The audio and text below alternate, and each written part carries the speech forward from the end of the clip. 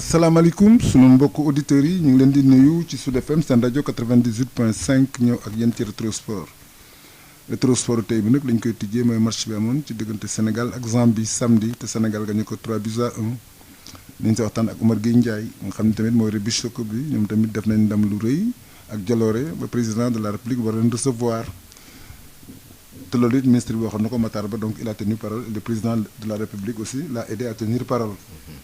kon ñu ngi leen di gërëm ci loolu ñu war a waxtaan tamit ci Ligue 1 bi ndax xam ni joué nañ 19e journée bi Ligue 2 bi tamit joué nañ seen 19e journée National 1 bi joué nañ seen 20e journée D1 féminine bi joué nañ seen 4e journée phase de retour taekwondo bi nag championnat d'Afrique lañ doon def à Dakar kooku nañ si ñëw parce que tamit lañ si doon séntu amuñu ko ci dañuy waxtaan ci basket bi National 1 féminin waxtaan tamit ci Coupe du Sénégal ba tey ci wàllu jigéen ñi quart de finale bi ci wàllu góor yi tamit nañuy waxtaan ci National 1 masculin bi ci play-off yi te it wax leen ni assemblée générale bi nga xam ni fédération bu basket bi daf ko doon tenir texte yi adopté nañ ko téeméeri club ak ñaar d'accord nañ pour ñu adopté ko bu ñu jógee ci loolu tamit dinañ dem ci handball bi parce que handball bi xam nga ni sunu représentante yi équipe nationale lu jigéen ñi ñu nga fa mu nekk Cameroun egg nañ Yaoundé ba préparer tournoi final bi ñu waxtaan tamit ci course hippique yi grand prix ministre de l'élevage ak handball bi tamit ci wàllu jigéen ñi coupe du Sénégal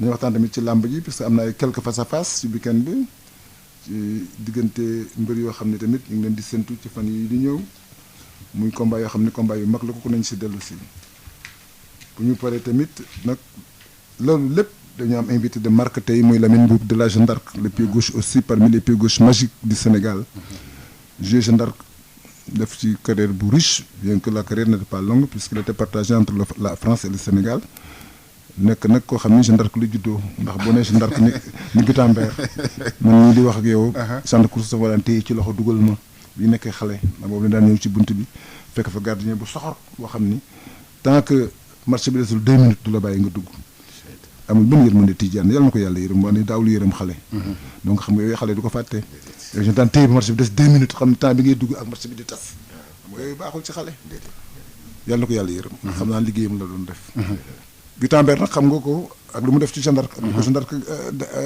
jaral maa ngi fàttaliku final 92 final bu historique boobu ma Bécaye Mbaye di wax toujours da nga koy fàttaliku bi Jeanne d'Arc mené 1-0 à 4 minutes de la fin ñu égaliser dem prolongation gagné leen avec Lamine Ngom et Abdoulaye Gueye à 5 minutes de la fin dafa dem ñibbi pour préparer réception bi mu war a defal Jeanne d'Arc xam le football est cruel ginnaaw bi mu génn di dem dafa dégg yuuxu yi mu xam ne yenn yuuxu yi yuuxu égalisation bi mu laajtee ñu ne ko Gorée dafa égaliser dañuy jouer prolongation mu dem këram ba tey am yaakaar di xaar mais dans les prolongations Gorée avec une grande équipe avec les grands Mbodj les Abdoulaye Gueye les Lamine Ngom ñoom Nani ak ñoom Bouski donc une très grande équipe de Gorée avec ñoom Mohamed Diop au milieu de terrain ak ñoom Babacar Thiaye donc une grande équipe de Gorée égalisée par Lamine Ngom gagné finale bi par Abdoulaye Gueye donc kooku mooy souvenir bi nga xam ne tamit ñu ngi koy fàttaliku ci Gutenberg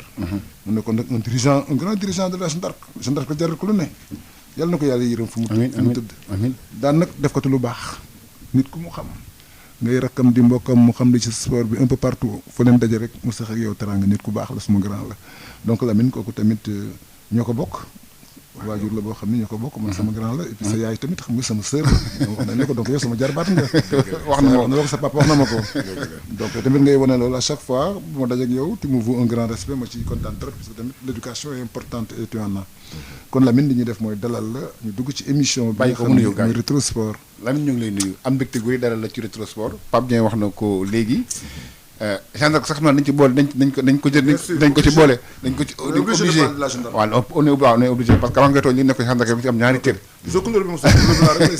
lay sol Lamine xanaa bu ñu leen yooyu ñu bàyyi nga noonu bokk déglu ko Sud FM seen rajo yi Malick may nuyu sama papa Papa Dieng di la nuyu di nuyu askan wi ndax xam naa seen rajo bi Sud FM sama frère bi nekk Italie may samay jaar di ko nuyu mi ngi nii naan mi maa ngi leen di suivre xam naa ni àdduna yëpp ñu ngi suivre seen rajo Sud FM di kontaan ci invitation bi di nuyu tout le monde sportif ndaxte li ñu war a waxtaan fii dafa bari.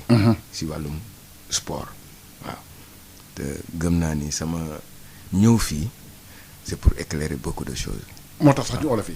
laaj bi nekk bi lañ moom mooy. Sénégal gagné na Zambie 3-1.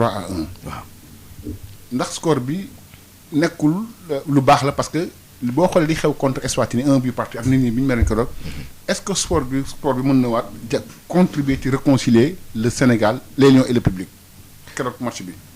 xam nga boo nekkee footballeur. di dem si ay compétition di dellu si di dem si ay match di dellu si dafa am yoo xam da nga koy mën a comprendre. ba yow doo nuroo comme ni ñuy wax le football a ses raisons qui ne sont pas les raisons du supporter. Le footballeur a ses raisons qui ne sont pas les raisons du supporter. Parce que footballeur yi moom mooy dund moom mooy nekk ci biir terrain bi moom mooy xam ñi muy taseel moom mooy xam li muy dund mais tant que le spectateur moom gëm na ni loolu dafa yomb dafay xalaat ni. gañe day yomb gañe dafay yomb. mais am na ci cër. non am na ci cër parce que si la bokk. parce que maintenant l'acteur principal. c'est celui qui est dans le terrain. C'est comme l'entraîneur. L'entraîneur il donne ses directives. Mais à un moment donné boo duggee ci biir terrain bi. ce sont les joueurs. bien sûr qui règlent les solutions. parce que entraîneur mën na indi loo xam ne daf ko préparer ki muy ñëw indi leneen. waaw xëy na du mën a wax kii joxal kii bal bi. joxal kii bal bi yow jaaral fii c'est un jour d'interpréter de coder de décoder leur partenaire et leur adversaire par rapport à une situation. Man de loolu laa xamoon. non loolu mooy football sax. waaw donc aujourd'hui le Sénégal contre Eswatini déjà il y a un contexte qui était complètement différent. Sénégal qualifié na contre Eswatini. amuñu pour ñëw est-ce que tu comprends di def loo. amul enjeu. waaw mais terminer en beauté da ci baax. waaw terminer en beauté. ma terminer. Malick léegi ma mu gis may Lamine may ma. Malick. yow tu es un chroniqueur. moom c'est un pratiquant. yow en tant que chroniqueur. mën nga am si gis-gis. mais Lamine def na la kii nekk ci terrain bi. li muy daj ak entraîneur bi li muy daj. loolu tamit c'est important pour lui. puisqu'il est très exigeant Malick Ndiaye. waaw nee naa ko man dama nekkoon entraîneur. moo tax du ma décréter résultat. jusqu'à la dernière minute tu peux perdre un match.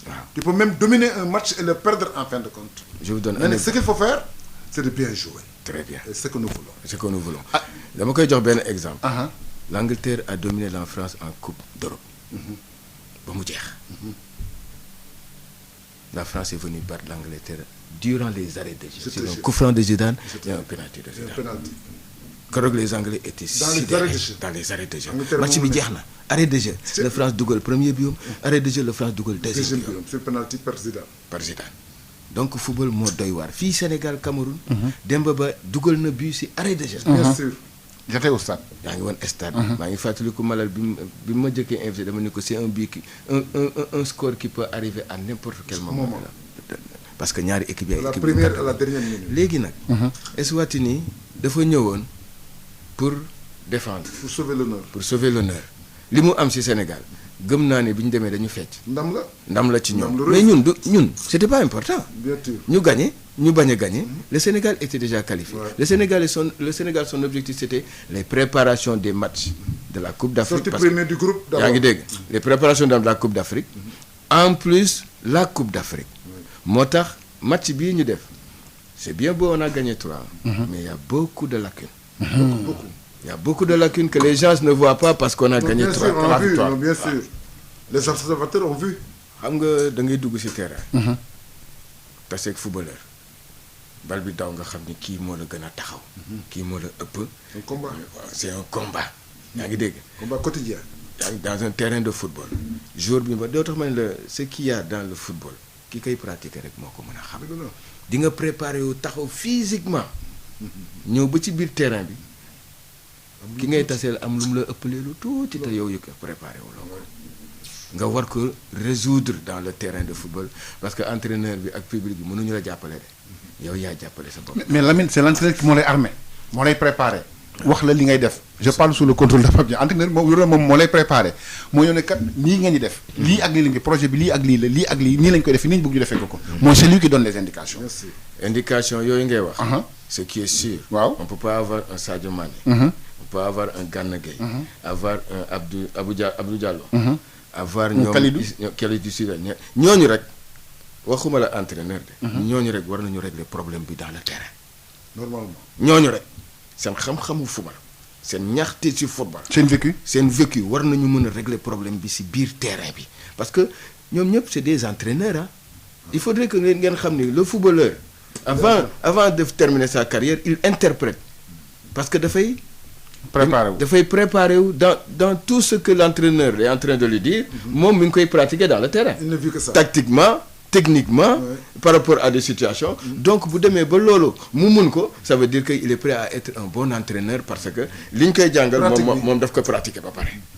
Donc moo tax may la les joueurs qui sont dedans ñooy war a résoudre le problème entre eux parce que xam nga dara dafa am. Tu mènes 3-1. ñu dem ba deuxième mi-temps. L'autre équipe est venue te montrer beaucoup de rigueur. Beaucoup de vivacité. dugal le but xaw la dugal deuxième but te yow mënatoo ko dugal but. y a problème à part y a problème. Pourquoi y a problème. C'est parce que dama ko yàgg wax défense au Sénégal adversaire bi day jàkkaarloog moom trop facilement. c'est la faute à qui loolu. positionnement des milieux de terrain. ni ñu taxawee la milieu de terrain parce que dinaa la parce que milieu bi mooy rempart bi. mooy relais entre défense bi ak attaque bi. s'il y a problème. le milieu est entièrement responsable. xam nga dafa am retour. sa bal bi si défense bi lay jógee. xam nga milieu bi lay jaar. pour dem ci kaw. bal bi tamit bu jógee ci kaw.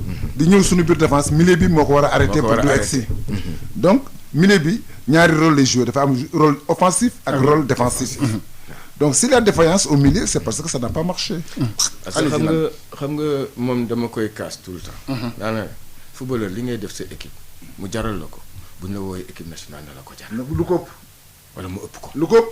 parce que Gana Gueye ak Nampalys ce sont les milieux récupérateurs.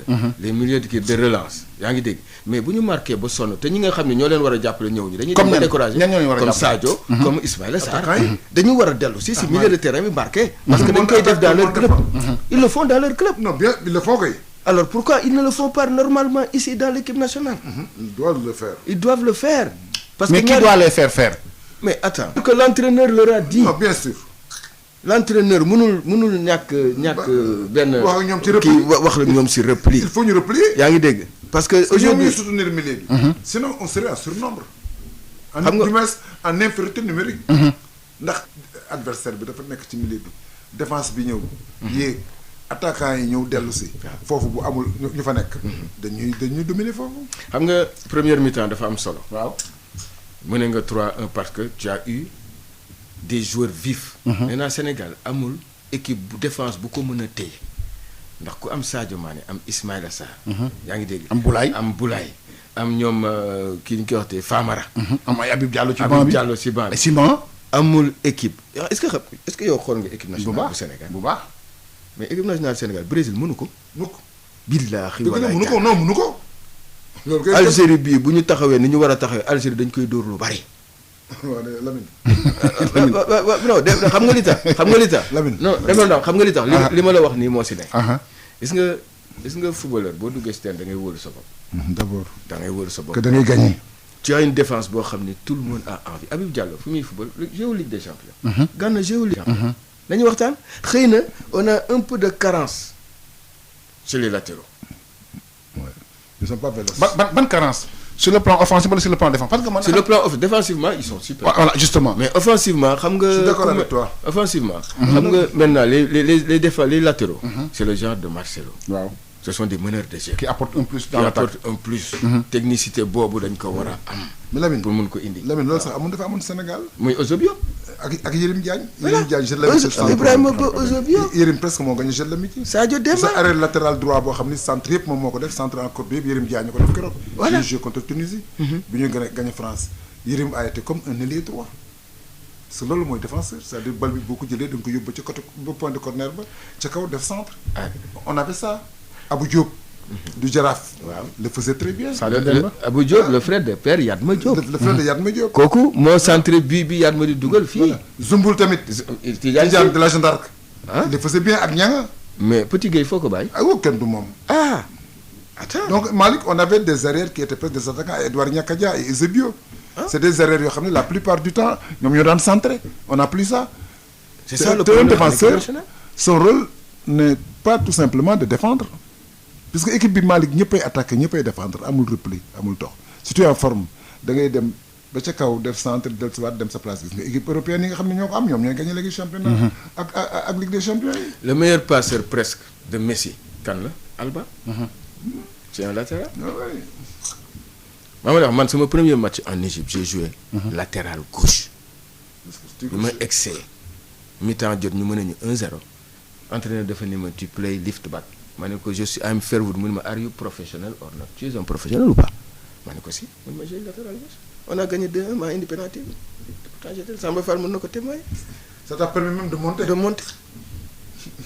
donc parce que amoon ngeen di qualité technique yi. qualité technique yi parce que dañu toll ci football ba nga xam ni. ay dédoublement ay espace dafa am donc les latéraux dafa am foo xam ne rôle boobu ñoom ñoo ko yor mooy pénétrer par l'intérieur. parce que fii dama gis ni les latéraux sénégalais même dans notre championnat ils ne pénètrent que par les flancs alors que. le milieu. intérieur bi dañ ko war di jël. mais Lamine loolu laa lay waxaat encore une fois. mais loolu dañ koy liggéey entraînement dañ koy liggéey. bien sûr c'est-à-dire c'est un travail. mais liggéey boobu kay projet moo ko war a liggéey. waaw mais yow demoo entraînement yooyu. xam nga ndax liggéey na ko wala liggéey. man demuma entraînement mais feeñu ci li ñu wane. ah waaw mais déggoo moo tax ma ne la en pap ci li ñu wane feeñu ci. gis nga interprétation de jeu. joueur bi moo ko mën a xam.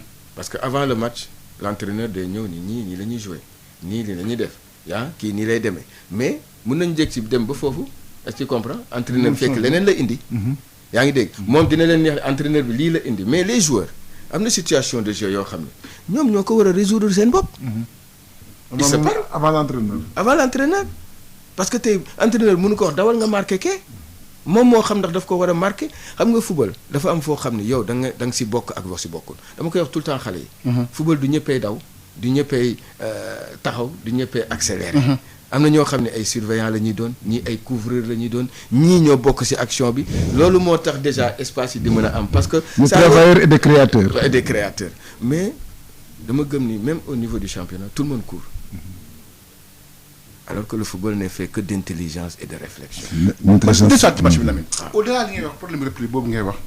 suñu que on a tout le temps dañuy tiim suñu défense yi. parce que y a pas de repli suffisant amul repli du am wala dafa yéex am. lan nga gisaat keroog ci match bi loo xam ne c'est une défense mais c'est une faille ci Sénégal keroog. c'est que nous on pèse tout sur Sadio Mané. parce que c'est lui qui fait les passes. talent yi mu am ak qualité bi mu am la. mais il ne brille pas à 100%. c'est lui qui fait les passes. C'est notre meilleur joueur. Ouais, mais il ne joue pas sur sa valeur de Liverpool. ndax Liverpool bu fay jouer à lui seul il gagne des matchs. et puis avec son talent et tout ce qu'il faut. mais avec nous. il marque des buts mais il ne règne pas dans le terrain. mais Pape xam nga li tax. y a nuance. lan moo indi loolu. laaj nañ la ko moom laa lay laaj. c'est que rôle boobu mu bëgg a jouer fii. Liverpool dafa am ñu koy jouer. moom rôle am par rapport à la situation le développement de jeu dafa am fu mu war a jaar ak fu mu war a taxaw. waaw mais ça veut dire qu'à Liverpool il y a des porteurs d'eau et qu'au Sénégal il n'en a pas. il n'en a pas. c'est ça. li Salah di def. ak li Sadio di def bokkul dans un terrain de foot. li Firmino di def. ak li Sadio bokkul dans un terrain. parce que ku nekk dañ la wax lii bu li situation bii amee. yow fii nga war a taxaw. yow nii nga war a jaar. parce que kii moo yore bal bi moom moo xam fan la war a passe moo tax des fois ñuy def ay passes aveugles parce que ñoom xam nañ ni foofu am na ko fa war a jaar. normalement. yaa ngi dégg donc loolu nag tant que wutuñu ko fii parce que am na fii suñu championnat. ko quelqu'un qui réfléchit. quelqu'un boo xam ne yàlla moo la may nga nekk un technicien du football. un meneur de jeu. mais tant que amuñu kilo. jël ko fii parce que amul Europe. ñoom am nañ ko ba pare soxlawuñ ko. le meneur de jeu espagnol bi soxlawu ko. français bi soxlawu ko. brésilien bi soxlawu ko lan la ñu soxla des joueurs yi nga xam ni mën nañu def yenn tâches yi. chez les africains ñun nag mënuñu am suñuy joueurs la preuve qui était le meilleur meneur de jeu du Sénégal du Omar Gueye Sèye. quand il est parti en France lan lañ ko def. mais est-ce que amatuñu xeetu attaquant am na fii am na suñu championnat bi dañ koy jël defar ko wóolu ko parce que Sénégal bu ñu ko waxee championnat Sénégal moo tax ñu wax ko bu doon affaire passeport kon un joueur sénégalais bu bokkul fii si championnat Sénégal doo jouer équipe nationale et ça c'est une nouvelle règle de la FIFA. mais dans les normes un joueur de l'équipe nationale sénégalaise doit être licencié dans le championnat Sénégal et être sénégalais loolu et être la wax waxuma la uude et être donc kon nag loolu moo tax ñun war nañu liggéeyal suñu réew aussi ñu liggéeyal les footballeurs locaux parce que bu ñu bëggee aussi développer suñu football il faut que ñiy seetaan équipe nationale di si gis suñuy joueurs yi nga xam ne ñoo nekk fii parce que tey dañuy waxtaan de Grèce joueurs équipe nationale ñëpp extérieur lañu nekk ce qui fait que spectateur Sénégal extérieur la ñuy seetaan ça réduit à la faiblesse notre championnat. mu beneen problème. di fàttali suñu kan tey moom mooy Lamine Mboup nekk ancien joueur nekk tamit syndicat des joueurs professionnels du Sénégal Lamine léegi ñu war a jouer ak Cap-Vert. waaw keroog sax dañ fi débat ci antenne bi maanaam ak ñoom Pape Dieng suñu consultant yi wax ne un jour que Pape Matar Sarr dafa waroon départ keroog. match amical la. xale la war nañu ko gis. xale bu am talent. bokk nekk nag un pur produit du championnat. un pur produit. Thiès la jaar Génération Foot ainsi de suite ba dem Metz. est-ce que yaakaar nga ne un genre joueur yooyu keroog waruñu woon départ ci match bi keroog nga yaakaar un joueur comme genre Pape Matar Sarr. waaw mais xam nga ñaari match amicaux. am na ñu départ am na ñu toog ci banc am na ñu dugg remplaçant. kenn xamul ndax bu subaa Pape Matar Sarr mooy départ Sadio toog ci banc bi wala keneen toog ci banc bi. entraîneur yi moo am choix am. moo xam équipe bi muy taseel moo xam joueur yi mu bëgg ñu jouer parce que dañuy waxtaan nag entraîneur bi moom mooy préparer Coupe d'Afrique ama attends moom moo xam joueurs yi nga xam ne ñoom la war a jël pour ñu football match joueurs yooyu bu ñu deful lu ñu war a def là daf koy may raison pour mu mun a xool yeneen ñi nga xam ne moom mooy choix parce que Aliou Cissé aujourd'hui son contrat expire en 2021 est-ce qu'il sera l'entraîneur du Sénégal pour la CAN ou est-ce qu'il ne sera pas l'entraîneur du Sénégal pour la CAN loolu aussi il faut ñu xam ko ay questions c'est des questions yoo xam il faut ñu xam ko yaa ngi dégg donc je pense que ni Pape Matar Sarr a montré sa valeur tout le Sénégal est d'accord mais l'entraîneur aussi moom moo xam joueur xam nga Pape Dieng day fàttali fii souvent ci émission bi. waaw Locotte bi muy joué amul 20 ans. moom mi. waaw mu ngi noonu. il a joué très tôt dans l'équipe nationale. mu ngi noonu ay Locotte ay moom mi. Eusebio bëri na ba tout le temps da nga ko naan ko rappel donc c'est un talent boo xam ne war na mën a contribuer ci équipe bi. xam nga dama lay jox benn exemple. Gana. bi muy jëkk joué Coupe de France. dañ ni dafa xale la. waaw man leen joueur mënul jouer finale Coupe de France. nekk fa titulaire. ba pare ngeen ni mënul jouer ci équipe nationale Sénégal. la preuve Gana bi mu duggee ci la gëj a génne équipe nationale Sénégal. Pape Matar Sarr peut être le même produit. mais loolu entraîneur bi moo koy décider. est-ce que mais c'est-à-dire man li wax mooy. li ñuy soxla ci équipe bi. est-ce qu'il peut nous apporter quelque chose moom. boo son talent beaucoup de choses loolu laay mais Malick. tu as tellement raison de dire que l'âge ne fait pas le footballeur. nee naa la prix bi muy jël coupe du monde 16 ans et demi la am. finale bi la am 17 ans. Messi il s'est révélé à 13 ans à Barcelone. ay ñoom mais Pape ñun c'est des génies. waaw mais d'accord mais génie bi li koy indi mooy nga may ko temps de jeu. waaw temps de jeu. parce que Pelé bi muy dem coupe du monde 58 remplaçant la woon. demi-finale la joué ak finale. il n'était pas prévu. mais bi ñu defee match seen def match nul. seen dernier match. dañ ni il faut ñu am koo xam ni suñu veste de favori. dañ koy mettre en place. ndax bu ñu demee France nañu dajal demi-finale. wala Suède far ñu dajeek France. dajeek Suède finale. gagné France 5-2. gagné Suède 5-2. Pelé dugal 3 buts fii 2 buts. il avait 16 ans et demi. comme Diego c'est le moment justement pour les jeunes talents. pour ñu éclorer il faut les mettre dans le jeu le plus tôt possible. c'est pas lay fàttali équipe de France. entre 50 et 60. am benn avancante bu tudd Paul Boniface. mais on l'a appelé le triomphe de la jeunesse. ndax il a ébloui toute l'Europe. France dafa dajeeg Tchécoslovaquie xaw ma Yougoslavie dóor ko 4 buts à 2. mu marqué lu mat ay xaw ma 2 buts ou 3 buts. splendide il avait 18 ans. ñu tudd ko le triomphe de la jeunesse. Locotte nee naa la à 18 ans la joué équipe nationale. mais Eusebio 19 ans la joué équipe nationale. ndax dañu amoon talent te boobu yàgg dëgg naa footballeur. il n'est pas normal. d'avoir un milieu aussi talentueux que Matar. et le laisser sur le banc. xam nga c'est pas normal. xam nga quand je dis que ni sànq bi ma lay wax ni la. nous avons du talent. beaucoup dans notre football local. bien sûr moom pur produit Pape football Matar local. Sarr fu mu jógee. génération foot. dem nekk titulaire de suite. merci dëgg. ba pare ñu ne suñu équipe bi amul suñu dëkk bi Ibrahima Niane Metz laa fait. ba pare ñu ne fii amul joueur bu baax. bañ am joueur. le public ne veut pas accepter que ñun war nañu mën a jël suñuy joueurs fii. dañu am parce que dañuy waxtaan. le public aussi est fautif. parce que beaucoup d'entraîneurs ce complexe que les gens ont de football européen tax na ne du ñu ñemee jël les footballeurs locaux. et ça n'a rien à voir. il n'assume pas. waaw il faut que les gens acceptent que ñun dañu am talent. partout yaa ngi wax fii génération foot seeni gos ay 17 ans 18 ans la ñu di jouer première division. comme Jambar. la Jeanne d'Arc li tax mu ñu doon wax Jeanne d'Arc ak Jaraaf. c'est la jeunesse. kenn ban année la joué équipe de France Alassane Seck bi mu amee 17 ans la gagné professeur am maître am Alpha Touré moo doon maître am. quel avant-centre. di muy tase Gorée élève am moo ko gañ. ñun bi ñuy révélé wu Sénégal moo dem Zimbabwe yóbbu joueur yu bari. ñu jël junior yi joué looloon. ñu dóor Gorée 3-0. di fi au stade Demba Diop. ak Jeannot Rigal. ah. Jeannot Rigal yéen bokk génération. non moom ñoo ma mag. mais il m'a marqué Jeannot. ah donc je pense que ni il faudrait c'est un ensemble. il faudrait ñëpp jàppale Sénégal muy supporter bi. kon yow bokk ñi jàpp ne football local bi man du ma sax dañ ko war a jël mais joueur bu révélé wu dañ la war a. mais def na. football local bi am na ci ay joueurs yoo xam ne mën nañu jouer équipe nationale. mën nañu jouer équipe nationale.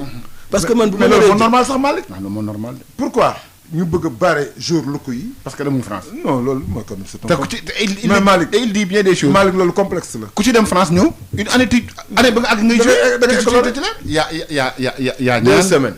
waaw mais Sadio Mané bi mu dem avant muy dem France. mais daaw ñu ko sax convoqué. Ismaïla Sarr a joué en deuxième division au Sénégal musul joué première division Sénégal. dem France à part génération foot fenn. deuxième division non waaw wax na dëgg deuxième division la nekkoon final bi ñu jël coupe du Sénégal. waaw mais d'accord li may wax deuxième division. deuxième division la nekkoon. nekkagul woon première division. ak match bu rëy bi ñu def contre Casa Sport. donc maa def final Pape Matar Sarr 2 semaines la def France. da nga bëgg wax ni tubaab bi dañ ko travailler en 2 semaines. pour mu mën a jouer équipe nationale. il faut que ñuy respecter suñu bopp xanaa wala ñoom tubaab bi ñoo ñu gën. déedéet wala ñun suñuy entraîneur tubaab yi leen gën a aay. déedéet complexe la. il faut ñu arrêter. suñu football local dañ ko war a développer. yow c'est le joueur qui parle wala c'est le secrétaire général du syndicat qui parle. non c'est le footballeur qui parle. parce que xam nga li tax. ñun bi ñuy football fii. y avait des professionnels. mais ñun dañu gëmoon suñu bopp. da ngay indi professionnel fii ñu dóor leen ba ñu sonn. bien sûr. maa ngi fàttali benn genre équipe nationale fii. keroog arbitre bi dafa Maya Sène yàlla na ko yàlla yërëm. dafa ni ma Lamine doo leen gagné Sénégal. ñu def 2-2 fii stade d'amitié boobu du temps de Claude Leroy et il avait raison parce que le Sénégal se préparait pour une coupe d'Afrique donc équipe bu mel ni Jeanne d'Arc gagné équipe nationale du Sénégal. dafay indi coow. du dëgg donc je pense que ni dañu war a dellu si waat gëm suñu bopp. mais Pape dafa lu am solo xam nga loolu tam dafa interpeller encore club yi. c'est-à-dire club yi tamit ils doivent faire encore des efforts pour am de bons produits. mais ils le font. ñu koy def de. Pape boo xoolee par exemple équipe ñu koy def club yi parce que loolu Malick li ko doon facilité mooy joueurs yi ñu am ñu leen di utiliser en équipe nationale. man de mais le fait de ne pouvoir donner aucune chance. aux locaux kooku ça fait décourager mais dinaa la xamal benn affaire. j'ai vu le match génération kii Teungueth FC. Jàmbaar démb. non Teungueth FC. Pikine jeudi passé. xale yooyu li ñuy fubal. il faut nga nekk footballeur pour xam. Aliou Cissé il était là-bas d'ailleurs. il faut nga nekk ñooñu dañu mun fubal. non bien sûr. ñi nekk équipe nationale dàqu ñu leen fubal. comme du leen jël lu mu fay wuti. ñi nekk équipe nationale dàqu ñu leen fubal. dañ leen ëpp chance. mais li ma seetaan keroog développement bi ma seetaan waa Tëngéej di ko def ak waa Pikine répondant bi ñu am bii la xale yooyu man bu ma doon entraîneur sañ naa leen yóbbu équipe coupe d'Afrique dañuy rey seen bopp. dañuy xaru. moi j'ai amené l'équipe locale au Chili. boobu. Sanchez rek moo manqué ci équipe chilienne boobu jël Copa América ils ont perdu 2 en jouant à 9 te ñoom ñoo jëkk dugal bi si l'attaquant du Casa Sport dama fàtte nu mu tudd amee contrat mais ak waaw maa leen yóbbu woon. man ak j'avais un ami Gaël Maé. qui était agent de football matchmaker. pourquoi nga yóbbu équipe bi yow. non man j'étais avec Gaël. Gaël ñun ñoo wut match amical. moom y avait Demba Ramata comme entraîneur et il y avait Mayacine Mar. il y avait tout le monde mais dama bëgg wax ni société boobu moo yóbbu woon moo lijjanti woon match boobu. ce qu'on appelle matchmaker. agent mooy ñooy toppatoo match yi. mais Lamine. ñu def ci beneen poñ avant ñëw ci Jeanne d'Arc. yow yaa jiite syndicat footballeur yi. waaw gis nañ ne est-ce que yow seen syndicat bi. ñu ngi jóg di taxawu joueurs yi ñaata dossier ngeen jot ba ngeen ko créé ba léegi par rapport ak situation difficulté yi joueurs yi am est-ce que joueurs yi football professionnel kese la mbala amateur mbala tout footballeur rek est membre de votre syndicat. non nous sommes le syndicat des footballeurs professionnels. du Sénégal. donc mooy ñi nga xam ne dañuy signer contrat ak des employeurs. donc ku am contrat en bonne et due forme rek. ci syndicat en bonne et due forme mais loolu moo tax nag. parce que fi mu nekk nii.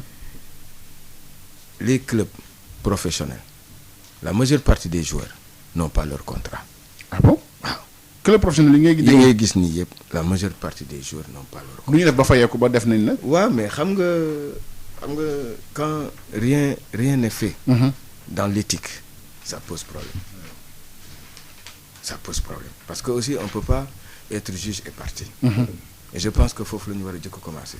Je sais que aujourd'hui beaucoup de présidents de clubs sont en train de se tuer. xam nga di lijjanti lu ñu yoree seen équipe mais doon na gën a neex tey bu jaaroon yoon. mooy gën a yomb kii la. état bi war ci mën a bokk. parce que dañuy waxtaan mënuloo dem def sa produit ba mu baax nga yóbbu ko à l'extérieur jaay ko 1 milliard ñëw état bi yóbbu ci 100 francs mais état bi nan la lay jàppale. te boo waxee dama créer emploi. état bi na ni la mais emploi boobu nga créer man gisuma ci sama bopp. lan la may indil parce que yow quand tu es employeur parce que boo nee nee yow privé nga. footballeur professionnel nga yor dëgg loolu dëgg privé bi moo rajo bi ñoo yem. rajo privé la. da ngay fay taxe. waaw da ngay fay impôt. bien sûr. ces employés da nga leen di déclarer au ministère ministère du travail. à l'inspection du travail. nga assurer seen avenir. seen reconversion. xam nga ñun suñu syndicat li nit ñi xamul mooy ñun xeexuñu xuloowuñu dañu bëgg jàppalante ak président yi ak footballeurs yi pour que footballu Sénégal dem pourquoi le monde ñun tubaab yi ñoom ñoo ñu gën ba ñoom ñu war a mën a jaar ci yoon. xam lan mooy àq ak yelleefu footballeur. ñu koy def ñun ñi nga xam ne ay jullit lañu wala ay chrétiens yu gëm yàlla waruñu mën a def li nga xam ne moom moo jaar yoon. c'est bizarre. alors que aujourd'hui xale bi ngay jël da nga koy entraîner loo matin et soir. est-ce que kooku mën na jàngee. est-ce que kooku mën na dem liggéey. loolu mooy dundal. da nga koy jàngal dundal ko. mais est-ce que ni ay réclamations ay jours. mais on a beaucoup de réclamations il y avait eu un problème avec le Ndiambour de Louga. on est sorti wax ci. mais déjà il faut que je remercie les journalistes. et le président Malick Thiam. parce que Ablaye Thiam parce que li ngeen def. Malick Thiam daf ma lakkal ba nga xam ne bu Ligue de Dakar. waaw sama xarit la sama président. Ablaye li mu def. li ngeen def. syndicat bi ñëpp dañ ci kontaan.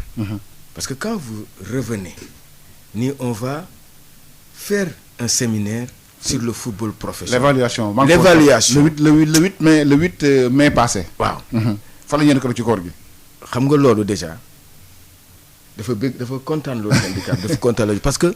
yéen a ngi wane ni am na lenn loo xam ne war ngeen ko mën a def. suñ partition. je sais pas nag ndax am ngeen compte rendu bi ndax yéen a ngi compte rendu. parce que am nañ ko ba pare Augustin a dit je cite. waaw ils sont prêts de recommandation ñoom ils sont prêts. parce que man je vais appeler le président pour lui demander. de me donner les conclusions. les recommandations pour ma mën si jariñ. parce que aujourd'hui nous aussi on a préparé une feuille de route. boo xam ni dañ ko bëgg jox ligue professionnelle fédération sénégalaise de football parce que xam nga li nit ñi xamul fédération. ak ligue professionnelle ñoo signé benn partenariat. parce que ligue professionnelle état bi dafa ni fédération. dama la jox délégation de pouvoir. lépp luy football. yaa koy gérer. am ñu jóg ni ñun defuñu football bi ngeen di wax ñun dafa am benn football bu ñu bëgg a def mooy professionnel donc dafa war a waxtaan ak fédération. fédération xool ndax loolu ñuy def jaar na yoon wala jaaru yoon. te loolu boo demee ba def ko tu deviens autre que amateur. yaa ngi si beneen procédure. donc li ngay signé ak fédération bi dafay xool ndax cahier de charge boobu jaar na yoon. bu jaarul yoon waru ko nangu. parce que aujourd'hui le président de la République parle de création d'emploi. mais sport bi c'est création d'emploi la. waaw bu jaaree yoon. bu bëri les sportifs sont plus de 12 000. ils doivent même pouvoir être au niveau de l'Assemblée nationale. am fa représentant parce que ñoom rek bu ñu voté rek war nañ fa mën a am représentant waaw kon je pense que aujourd'hui quand on parle de professionnalisme pour ñëpp jaar si parce que xam nga keroog yow yaa ngi wax fii rek ni mais recette 5 millions. Pikine. non man loolu bett ma Pikine. mais ñan ñoo indi recette 5 millions boobu. joueurs yi ak joueurs yi la ak ay stade ba ak yaa bokk. non dañuy waxtaan rek. kii dugg oto. di ñëw. joueur de football lay seetaan si. football lay seetaan si borom oto bi mi ngi siy gagné xaalis. kii jaay billet dañ koy fay. parce que aussi. portier bi dañ koy fay. portier bi dañ koy fay. guichetier bi dañ koy fay. guichetier bi dañ koy fay. mais waaw ba pare footballeur bi nga xam ni moom moo tax. loolu spectacle bi am. yow da nga koy yoral ay 4 mois ay 5 mois. kon loolu am na ñu yoral ay 4 mois 5 mois. des fois doo ko fay. ba pare di limoger y a des joueurs qui ont été limogés gis nga championnat professionnel bi. bi mercato bi amee. y a plus de équipe bu ne libéré nga au moins 15 à 17 joueurs. mais yow tax déggu leen ci loolu. mais ñun ñu ngi ciy wax. mais xam nga aussi syndicat. mook association ñoo yem. waaw. ñun dafa am ñoo xam ne dañu bokk ci syndicat bi am ñoo xam ne bokkuñu ci syndicat bi et puis il faut que les gens ñu bàyyi di indexer le syndicat naan ñii ay syndicalistes lañu. Union nationale des footballeurs professionnels de France. am na bu Gabon am na. bu Côte d'Ivoire am na. bu Algérie am na. bu Égypte am na. mais defuñu ko affaire syndicat. joxoñ la mais fii boo waxee rek ñu ne li tax ñu dugg ci syndicat bi ñun loolu syndicat. pour revendiquer seeni droit. suñuy droit rek la ñuy def kooku support la rek pour ñun mais l'union nationale des footballeurs professionnels. existe partout dans le monde. pourquoi Sénégal ñu bëgg ko bañ a nangu. loolu mooy problème bi et puis dans ce secteur y a pas que les footballeurs. y a les bagagistes. y a les chauffeurs. y a les médecins. y a les portiers. y a tous ces gens là yow yaa ne yow société nga. kon waneel ni société nga. nga jaar yoon. tous ces gens là aujourd'hui dañu war a regrouper wu pour que le football se développe mais pourquoi ñun ñu war a mën a plébisciter les européens les maghrébins te waruñu mën a plébisciter suñu bopp. def li nga xam ni moo gën ci pour dëkk bii naar yi di ñëw di wut contrat fii mais ñun ñooy dem toujours extérieur parce que bëgguñu def dara loo xam ni daf ñuy jëmee kanam. parce que mu ngi tey jour yi. mais c'est parce que ñun ñoo deful jaar yoon tey bu ñu defoon un jour de ñaari tali. ñu koy fay 100 000 francs. moom ñu dindi ci moom 2000 francs. équipe bi fay jël 5000 francs ñu dugal ko au niveau de l'inspection de travail yóbbul ko à la retraite est-ce que xam nga loolu lan lay indi. day am assurance maladie. day am sécurité sociale bu ay njabootam feebaree day am nu mu ko fay nu mu leen toppatoowee yaa ngi dégg te bu boobaa mais état bi yéen a ngi wax affaire terrain de football mais en Europe les terrains de football appartiennent aux communes. Paris Saint-Germain amul terrain. Parc des Princes moomu ko. commune Paris moom. commune moo ko moom. yaa ngi dégg. tey aujourd'hui loolu yëpp dafa war a am dans le monde du football parce que ils sont professionnels est-ce que dégg nga fi baax parce qu'ils sont professionnels dafa mel ni aujourd'hui les journalistes ils sont professionnels. dañu am seen. syndicat. am seen. association ANPS. am seen. bureau am bureau yu bëri. les footballeurs. professionnels état bi day tabax ay terrains yu ñu footballé parce que seen métier foofu lañ koy defee c'est un métier de plein air donc partout dafa war a am ay terrains yoo xam ni syndicats yi ñoo koy xeex pour que parce que foofu la ñu war a liggéey seen liggéey. et loolu ça fait partie de la charte du sport la loi 66/040. voilà corps de sport état moo la war a encadrer. alors Pape ñu ñëw ci wàllu championnat bàyyi la mu soufflé tuuti rek. Gorée nag gagné na keroog Pape. troisième victoire sur combien de matchs. sur 19 matchs. waaw mais ndam li baax na ci. waaw c'est important. moom gagné na ñaari tali gagné na. voilà 19e journée. donc résultat yi dimanche Teungueth football club ak Jàmbaar dañu def match nul 1 but partout. AS Pikine ak Casa Sport tamit 0-0. un match plein. Union sportive de Gorée qui retrouve des couleurs gagné Mbour Petite Côte 2-0. Génération Foot gagné Seneps 3-0. Ndiambour Jaraaf fekki ko gagné ko 1-0. Dakar Sacré-Cœur ak AS Douanes tamit dañu def match nul 0-0. Stade de Mbour ñaari tali fekki ko gagné ko 1-0. classement bi nag Teungueth football club moo jiitu mi ngi am 38 points équipe bi ci topp mooy Pikine am 36 points Génération Foot moo jël 3e place bi am 34 points dernière place yi ci suuf Mbour Petite Côte moo jël 12e place bi mi ngi am 18 points 13e place bi ñaari tali moo ko jël mi ngi am 15 points 14e place bi Gorée moo ko jël mi ngi am 15 points. xam nga Pape foofu c'est très serré. ñoom ñett ñu mujj. ak premier relégable yëpp. 18 15 la 3 points lañ moo nekk seen diggante. 15-18. donc c'est faisable. C'est faisable, tout est possible, mais le championnat n'est pas encore terminé. Et puis les dernières journées vont être très très difficiles. Des na 7 journées. 7 journées. 19e journée tamit ci Ligue 2 bi. West Ouakam dafa gagné Africa Promo Foot 1-0. Amitié Football Club ak EJ Fatick ñu def 0 but partout. Guédiawaye Football Club ça se non maintient. ñu ngi ñëw dañuy yéeg man moom. changement bi daf ma jaaxal sax. parce que Pape ils ont un nouveau président qui a mis les moyens. waaw qui a mis et un directeur sportif El Hadji Diouf. non. mais xam nga Pape tonton Pape. tonton Pape club oui Lamine. Kër Madior 1-0. Linguère Renaissance 2-0. Sonacos Thiès football club 1-0. tey jii Fodé Wade Demba Diop moo fi joué ak Duc. Massène Sène Jamono Fatick moo fi joué ak Port Lamine. xam nga président bu ñëwee. naan boo leen gagné ma jox leen 100 000 francs. si koo xam ne daawoo am prime. dafay booster voilà. bien sûr. loolu mooy wone que nit ki boo ko joxee. boo ko motivé. li nga bëgg dana koy defal da lay defal li ma bëgg. li nga bëgg da koy def. waaw parce que aujourd'hui ndam dañ koy jënd. mos naa ko wax benn président ma ni ko. tey da ngay dem extérieur di football coupe d'Afrique toppatoo woo sa joueur mu egg ba foofu ñu ni ko sa yaay dafa feebar. kooku foog nga ni dina la defal ba te bàyyi woo fi loo xam ni war na mën a faj yaayam. alors que aujourd'hui ces jours là sont sécurisés am nañu assurance maladie am nañu lépp tey bu xale bi demee ñu ni ko sa yaay dafa naan yóbbu ko si hôpital bi. dinañ ko dëgg jox ko garab. c'est simple. mais na jaar yoon. lay dëgg la. man loolu rek laa xam parce que aujourd'hui man loolu li ma gën a metti mooy. ñi tax public bi di ñëw. ñi tax ñeneen ñi di am xaalis dañu war a tedd tubaab bi gënuñu. mais ñu gën a gore.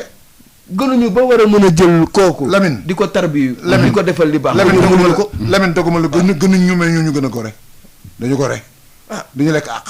mais loolooy problème bi. surtout ci sport bi. waaw loo ci def ñu fay la ko. c'est pas le cas au Sénégal. donc ñu dem ci national 1 bi foofu tamit joué nañ seen 20e journée. bon Pépinière Sud.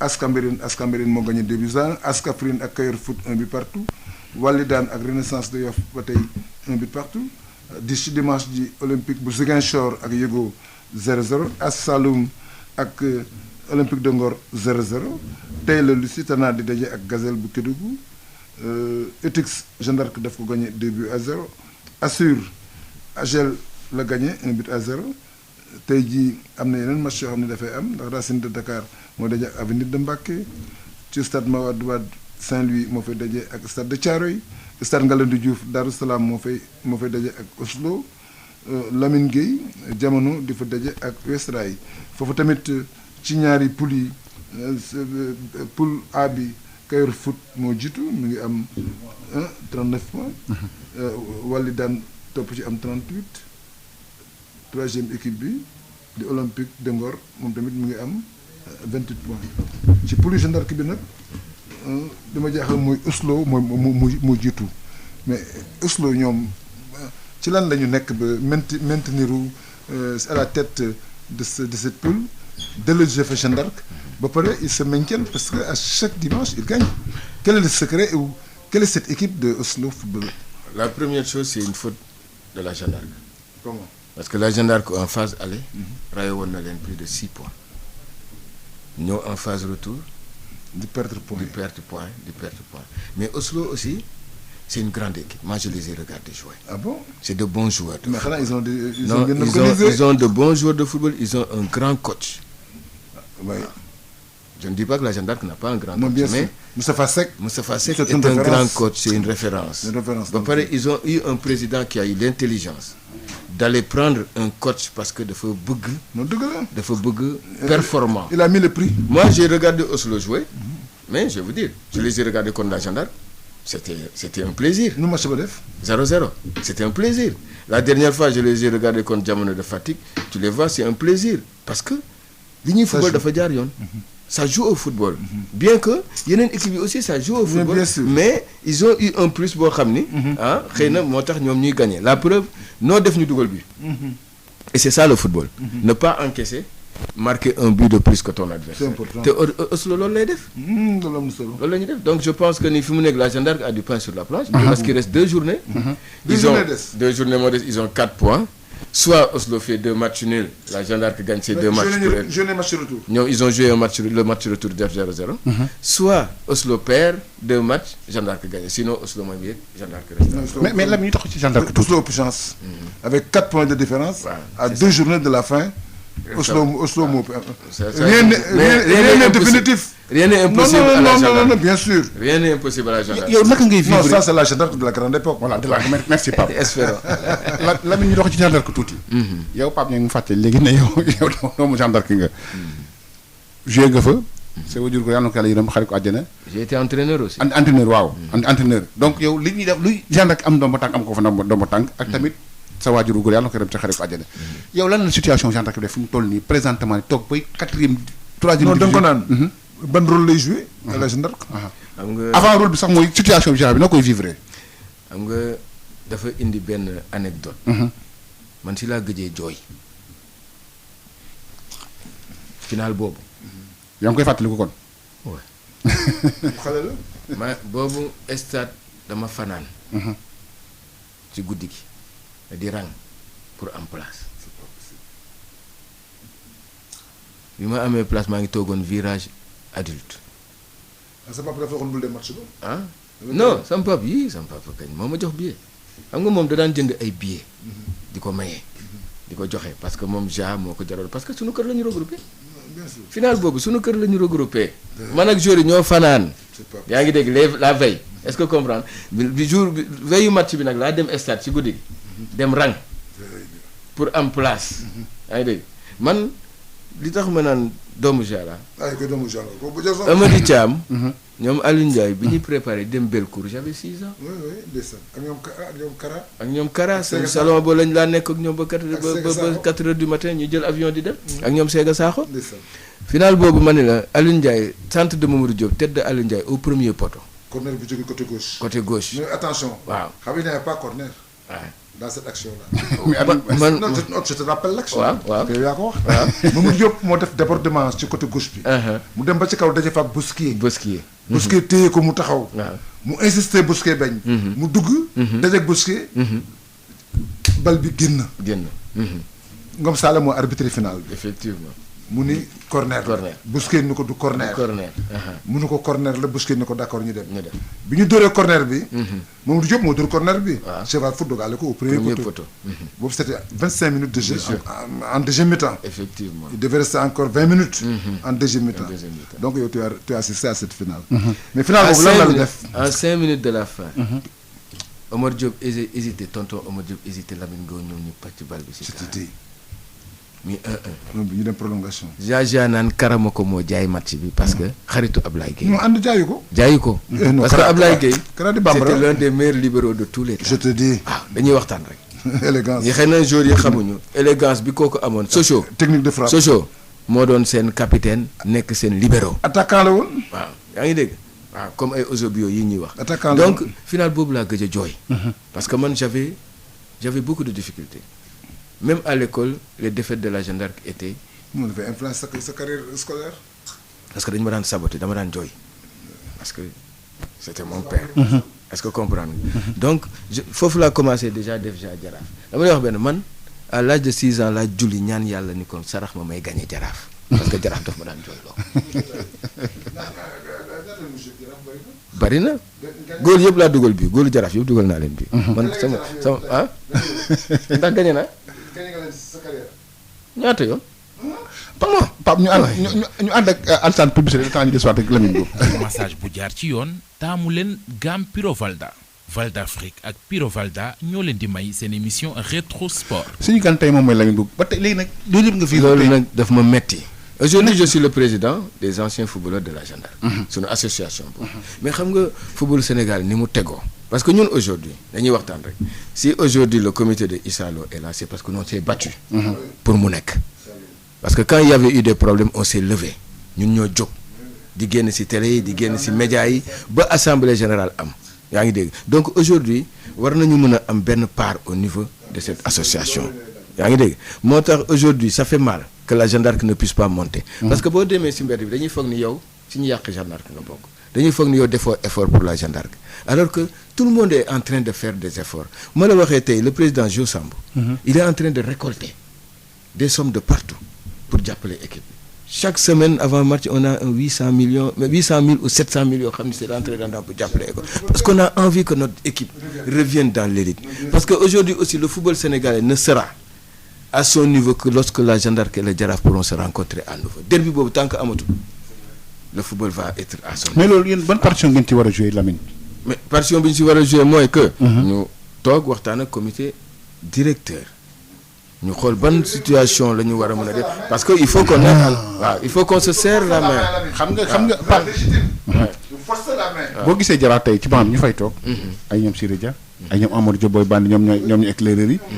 ñoom Mbaye Mbengue ça c'est les joueurs du Jaraaf ñoom ñoo yor Jaraaf mu toll nii. waaw mais ça c'est quelque chose qui a été fait par mûrement réfléchi.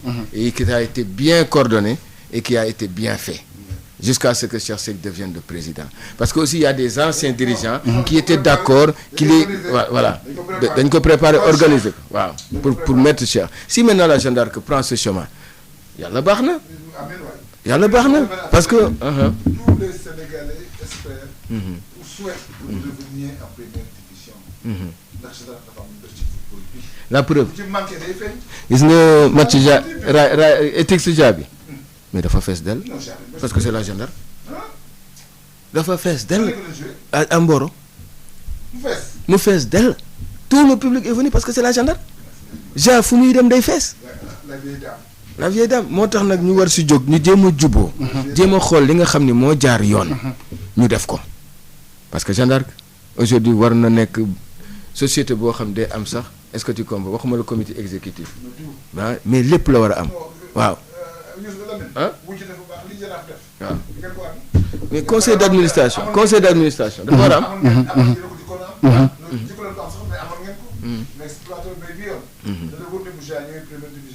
c'est que nag waaw la metti na leen trop. gis nga li ñaari tali am.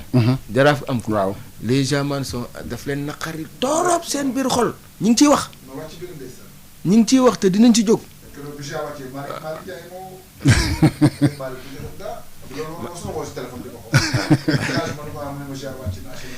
mais keroog ñun ñoo dugal bii sunu cas. waa HLM defuñu effort pour dugal ñu bi ñun ñoo dugal bii sunu cas c'est pour vous dire comment les choses ont été graves Jaman moo dóor bal bi si biir camp vers la fin du match mais nag kenn xamul noonu nan la demee mais nag sant yàlla. sant yàlla bi Jeanne d'Arc existé ba léegi. est-ce que tu penses que là Jacques une traversée dina mën a revenir au sommet du football. xam nga dara dafa am xam nga aujourd'hui li ñoom génération foot du def. Jeanne d'Arc ak Jaraaf ñoo ko fi jëkkee. cette petite catégorie. ces écoles mais amul mujj. ces écoles de football. Est-ce que tu comprends. Il faut se restructurer. Préparer l'avenir de ce club. Parce que aujourd'hui Jeanne d'Arc ak Jaraaf war nañu mën a génne ay produits yoo xam ne ci seen formation lay génne. comme à l'époque mais loolu la ñu bàyyi. comme yéen. waaw comme vous avez fait toute votre. mais ñun ja la ñu bëgg. compétition junior yëpp ja moo ko mës a jël. amul benn boo xam ni keneen jël na ko. te gëm naa ni tey ni Jaraaf mu ne rivaliser dans la formation ak génération foot ak jàmbaar. ja war na ko mën parce que Jeanne d'Arc warul mën a toog ba bañ a am école de football. c'est pas normal que la Jeanne d'Arc n'ait pas d'école de football c'est pas normal que la Jeanne d'Arc n'ait pas de minimum mais pour lan. waaw alors waaw mi ngi noonu.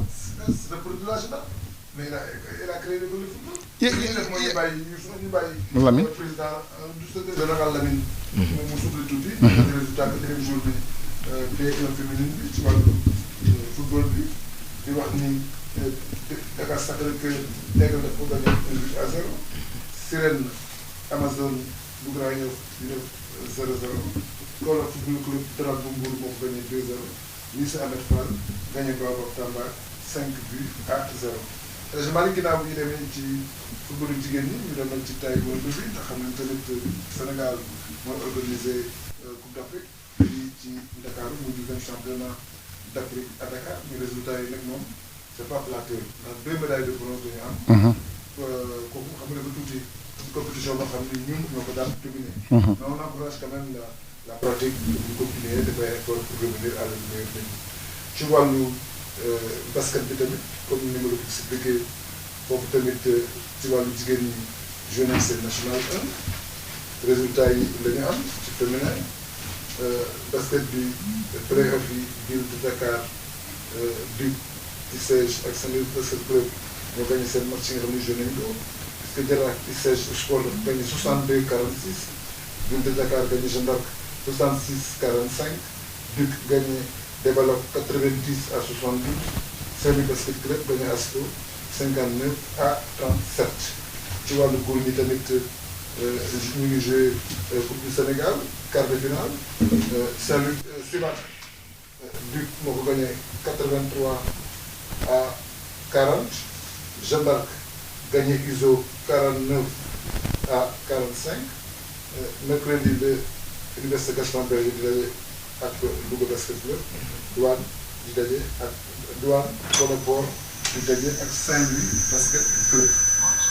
bu ñu jógee ci loolu tamit ñu dem nag ci wàllu course hippique yi puisque ñoom tamit boobu ba tey ñu ngi seen i manifestation dawal nañu grand prix du ministre de l' élevage ci poulain 2 ans yi premier Kasumay la deuxième Yacine Sogui troisième Assirou quatrième Betty Madior cinquième Mam Pernel ci fusion G1 poulain yi 3 ans 1650 mètres premier magistral deuxième Amine troisième Marème Daxa quatrième Alpha Ndiaye cinquième Rayane fusion tamit 2 ans ak 3 ans yi 2200 mètres Rajab moo jiitu baax topp ci Dolli topp ci quatrième bi di Maguette Diop cinquième bi di Dieyna wax naa leen ni équipe nationale handball bi dem nañ Cameroun egg nañ Yaoundé ba ñu confiné leen ñoom ñëpp seen biir chambre maanaam ku ci nekk da ngay nekk sa biir néeg doo génn foofu tamit ci groupe A bi ci groupe B bi du moins Nigéria ak République démocratique du Congo la cérémonie d'ouverture bi après Cameroun joué ak Kenya ci groupe A bi Sénégal ak Madagascar la Tunisie ak Guinée ci groupe C bi Angola la ak Cap-Vert ci groupe B bi République démocratique du Congo ak Kenya Cameroun ak Nigéria ci groupe A bi seen deuxième journée tamit Madagascar mooy daje ak Tunisie Guinée di daje ak Sénégal loolu mooy li nga xam ne Malick am na ci yeneen compétition bi ñu ñëw ci làmb ji rek. yoo xam ne am na ay face à face yoo xam ne def nañ ko. Tapha Tine ak Boy Niang numéro 2 waroon nañu def face à face mais finalement dafa mujj yàqu ndax tamit dafa am ay violence dama xamul ay mbër yu dem di def face à face la ñuy àndee ak ay kaar loolu moom dañ ko war a tere. supporter amul njëriñ si face à face 2 personnes 3 personnes rek day na au maximum. parce que foofu dañuy wax. foofu affaire wax la ak tontu. donc je crois que bu amee nit ñu bari rek dafay perturber te ñooñu sax bu ñëwee duñ dugg ci salle bi. ndax te bu ñu nekk ci biti dafay am histoire. parce que ñaari groupe yoo xam ne bokkuñu maanaam camp. bu ñu nekkee ci mbedd mi. dafay am problème benn nekk ba ci stade yi dañuy teg fii benn supporters yi fii teg supporters yi fii kon ñu ngi conseillé promoteurs yi nga xam ne dañuy def ay face à face ñu demandé mbër yi bu ñuy ñëw bu ñu ànd ak ay mbooloo. Ama Baldé ak Modou Lo moo amoon. Sen TV le combat bu mujjul am. ndax groupe de personnes fu ñu nekk kenn du leen contrôler donc on doit interdire supporters yi di ànd ak mbër yi bu ñuy dem di defi face à face surtout ci télé yi. ndax dañ koy yàq xam nga am na ay dommages. am na ay yàqu-yàqu am na ay blessures am na bagarre. te lu koy indi mooy supporters yi ñëw toog je crois que mbër yi am nañ ci responsabilité promoteur bi tamit am na ci responsabilité CNG bi dès que combat yi. engagé nañ ko ba signé ko au niveau du CNG s'il y a des problèmes en fait le CNG doit sanctionner. ah mais père y a pas que à la lutte barki démb Yoff ak benn équipe bu Thiès. équipe bu Mali daan égaliser xeex bi jokko yàq yi am foofu mais parce que on ne sévit pas. ou bien est-ce qu'il y avait assez de service d'ordre. amul woon 4 policiers parce que service d'ordre bi amul woon. 4 policiers donc ci face à face bi mu indi y a pas de service d'ordre extérieur. 4 policiers ñoo fa nekkoon. ñoo sauver arbitre yi. te rencontre mais dañu war di sévir. bien di sûr. suspendre à vie. non dañu war a am. amul ay balles. Lamine parce que éducation bu njëkk. Lamine quand le service d'ordre est faible. waaw mais nit ñi dañ ciy profiter mais quand il y a 100 agents. yu taxaw. moom tonton. daan nga dem stade Demba Diop. éducation dafa baax. dañu daan tase Ghana dominé ñu ñun ñëpp ñu jóg di tàccu Ghana. man de daaw bu ci bokk. non dañuy waxtaan rek. parce que on était frais daawuñu saaga. daawuñu saaga duñu sànni daawuñu sànni duñu xuloo dañu daan fo dem bu ñu gañee ñu xam ni gañe nañu. dëgg la nawetaan bi may dugal bii bi fii à Liberté 6. xam nga ko doon arbitré un civil amul woon service d'ordre. temps yooyu la les gens étaient civilisés. les gens étaient civilisés. wala dañu pare ñun ñoo ànd. bien sûr ñibbi. xuloo amu fa. xeex amu fa. mais léegi dañu bëgg a jël affaire bi. di ko def affaire yóbbu ko feneen. waaw dañuy wane sax non dañu réew. te ñi tax ñoo fubal. ndax loolu même mbir yi sant ñu leen ko. mais c'est incroyable ay millions. moo tax il faut sévir. non bien sûr. il faut sévir am na yenn yoo xam ni baalaate dafa amul wax naan dañuy dem kii moo ñaan ba nañu bàyyi ñaan. nañu bàyyi ñaan ki def li nga xam ne waroo ko def nañ la téye. Lamine bu mayee amee ñaan du ñàkk. Pape mën na ubbi antenne bi léegi. waaw antenne bi dañ koy ubbi. Alsane 88 628 98 98 suñu invité tey Lamine Mboup la c'est le secrétaire général du syndicat. lan si booyoo ko non après c'est pour le syndicat mais après. waaw bon 88 la 628 98 98 nga ootee yaa ngi wax ne yow yaa ngi njëkk a révélé wu Sénégal Zimbabwe bi nga xam ne pratiquement toute l'équipe de la Jeanne d'Arc de Dakar était partie. 86 86. waaw est-ce que bi ñu jël see da nga imposé waat comment ça s'est passé après. retour des internationaux. Comment ça s'est passé après. waaw ñooñu bi ñu dellu see. dañu jëlaat seen place. nga dem liggéey waat. ñu dem continuer di liggéey. mais année bi si topp ñun ñoo ñëw. da ngeen màgg. on nous a préparé. ñun ñoo ñëw. si la Baba Touré demee Gorée. xam nga ñun ñoo ñëw jëlaat suñu jël équipage man ñoom Moussa Ndaw ñoom Cheikh Mané photo baa ngi fii c'est dommage Sadio Demba nekk suñu capitaine. jiital ñu ak Jaxa bi. waaw que année boobu ñun ñoo dem final championnat ak Jaraaf. te bu ñu ngi soog a génn. ñu gagné Jaraaf championnat bi. maa ngi fàttali sama premier match maa ngi doon tase ak Adolphe Mendy. ndeysaan. waaw non sama premier match damay rappeler contre Casara. keroog ma passe premier bi passe deuxième bi dugal troisième bi. que nga xam 3-0 ngeen dóor keroog. 3-0 la ñu dóor Casa Sport c'est le premier mi en 85. à Dakar. à Dakar fii au stade Demba Diop. keroog yéen maye ngeen sol yat yi. bleu blanc la ñu soloon. yat yi. waaw très bien. non tout bleu la ñu soloon. tout bleu ngeen maa ngi fàttaliku. on me disait ku doon président de section. Séga Camara. Séga Diop. Séga Diop. moo doon président. Magu Omar Diop. moom Omar Diop maa ngi fàttaliku Moussa Ndo sama copain naa ma tu as un rôle fumiste le fils de Gutenberg va débuter demain ma ne ko suba damay fo. moom xam nga Moussa Ndo ñuy débuté boobu. wala yow xamoon nga da ngay départ. mais ñun ñëpp te xamoon nañ dañuy départ parce que sunu gis nga sama ñëw gendarme xam le vendredi. sama bu njëkk daawuñu ñëbbatu. sama premier match Jeanne d'Arc dafa xaw a doy waar. lu tax. parce que dafa fekk à un moment donné ñu arrêté championnat bi yaa ngi koy fàtte. bi jëlee Ndaare. Jaraaf jël avant Ndaare. ñu ni ñaari équipe yooyu bu ñu wàccee. musiba am. ñu arrêté championnat bi. bu ñu ko reprendre def ko ñaari poule. Jaraaf nekk fii ja nekk fii. man maa ngi ni jeudi laa dem entraînement parce que chaque jour maa ngi doon entraîner école Blaise Diagne ak samay xarit.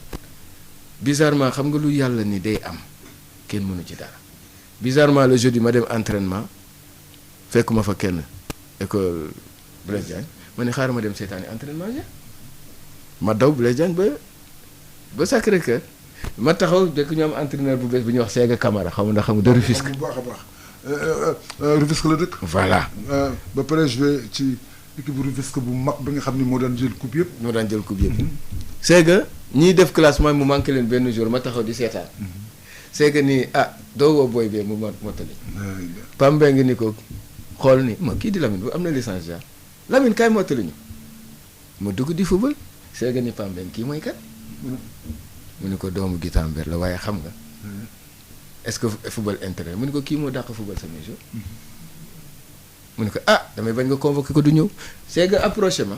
ni ma est-ce que di nga ñëw entraînement suba ma ni ko waaw mu ni ma bëgg nga football championnat ma ni ko bien sûr. parce que man je me rappelle que le dernier match avant ñuy arrêter championnat bi c'était mon premier match contre le Dial Diop. Séga ma doon capitaine UPR bu Rufisque. voilà la grande équipe junior de Rufisque. vendredi ma ñëw. je révèle que je suis aussi bon que les joueurs de la Jeanne d'Arc. mu convoqué ma. comme ça. C'est Cameroun il habitait la rue 19. il m'a convoqué le dimanche je may rencontré Casa Sport. et on a gagné 3-0. mu départ loolu. fi laa gëjee génn Jeanne d'Arc ba tey. c'est Cameroun de Rufisque. fi laa gëjee génn Jeanne d'Arc ba léegi.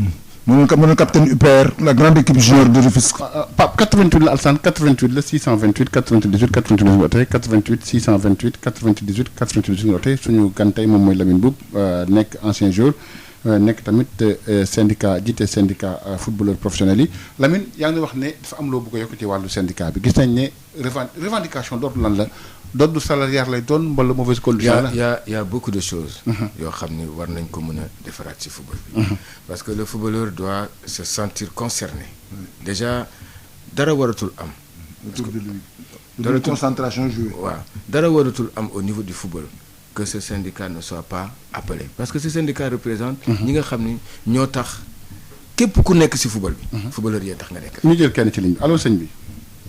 waaw Laaj Malick. waaw ñu ngi leen jël déglu sëñ bi. waaw maa ngi lay nuyu. delloo si ñu ngi lay nuyu bu baax sëñ bi. di nuyu tonton Pape Dieng.